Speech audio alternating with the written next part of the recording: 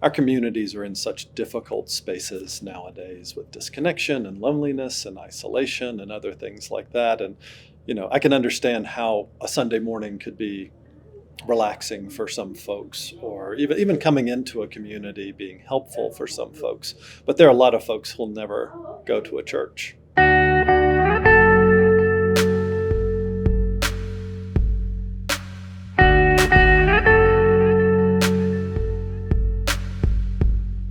My name is Jason Whitehead. I am the lead curator of Daily Ripple, which is a 1001 New Worshiping Community. I have a background as a social worker alongside being an ordained minister. And so my pathway in ministry for these last 20 years has come in and out of church spaces and in and out of counseling spaces as well. My curiosity has always been Monday through Friday ministry. And what does that look like, and what does it mean to take what we learn on one day and apply it the next?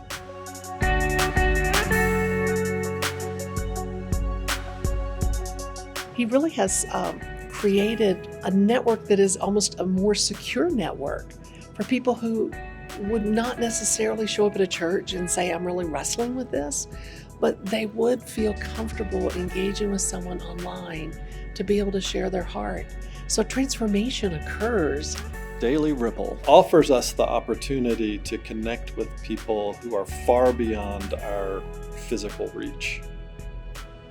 And it gives us the opportunity to coach them to connect with people in their space. Daily Ripple is giving a very progressive message, a very progressive expression of the gospel.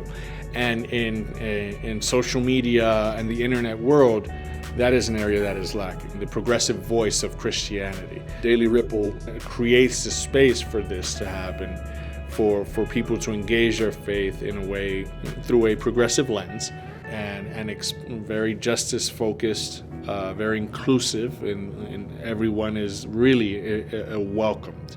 Not just in a sign in front of this by the street, but also in the language that is used, in the people that are bringing the message, if you will.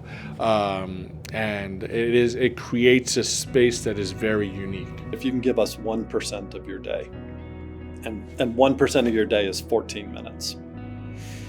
If for 14 minutes of your day you can come and read a 100-word frame of a particular scripture passage, and reflect on a coaching question that we're going to offer you, and then maybe make a commitment.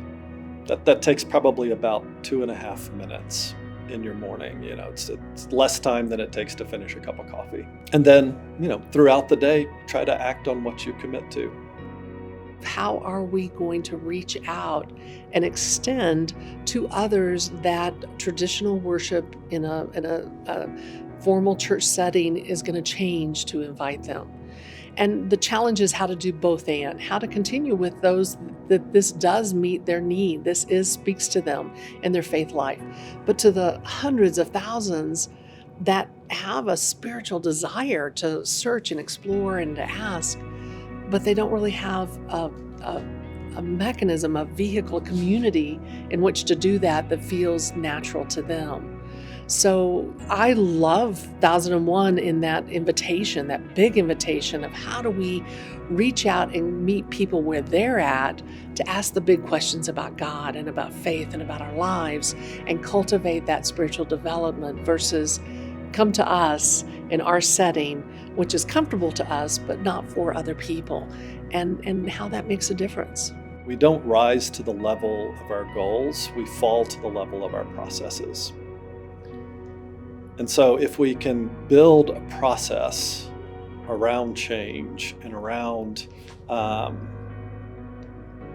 incrementally getting better at something, then when we have those inevitable hiccups, we're falling back on a place that's much higher than we were before.